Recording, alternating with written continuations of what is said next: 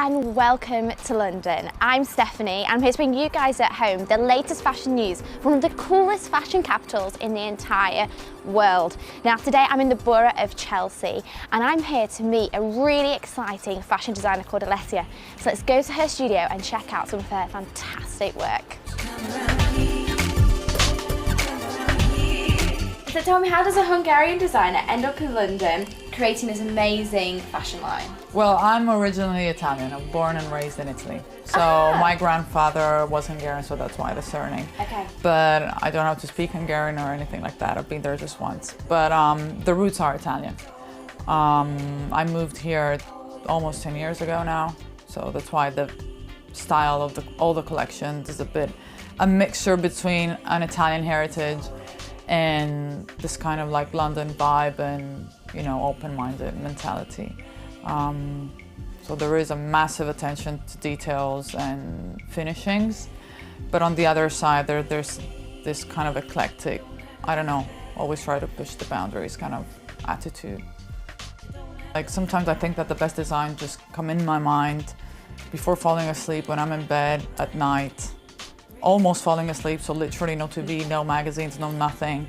And you just have this thing that you start thinking about and you're like, oh God, I have to. So you have to get up. Yeah, get up and just like at least draw like an outline, just not to forget. Because then you will always say like, okay, next morning I'll just remember everything, and you don't. So it's always better to just put it on paper and then just start designing it the day after. So do you have a notepad and pen by your bed? Not literally by, but I should. I will. Probably I will, because many times I did forget because I was so tired. I was almost falling asleep and I said, no, come on, I can just start writing now.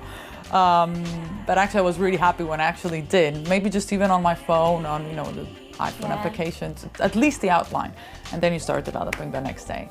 But yeah, that's actually the moment. So there's no like specific inspiration. I love going to museums and always interested in the arts, but really things do happen. Like I really desire something that is so irrational initially in my brain, and then from the irrational I need to translate it somehow with the fabric, somehow with the shapes, and that's slowly how it evolves. It's not something that you just like design like one day and that's it.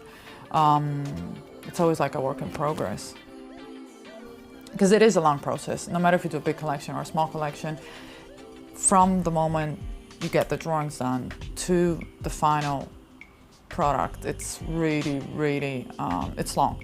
It takes time, it takes a lot of attention, but it is gorgeous. Especially I think when you see the garment, but when you see them in pictures, probably because the pictures are professional and they look really nice. And then you're like, okay, I'm happy. I will do better. I'll push myself even more. That's what I think, that each and every season you need to push yourself so much to try to do something always different. Not different, you always have your entity, but just push your boundaries, which is the hardest thing, because you have to do it twice a year or more. So, but it is an amazing feeling. Same way as doing a catwalk. It's just like, it's undescribable, really. It's just like your love and passion.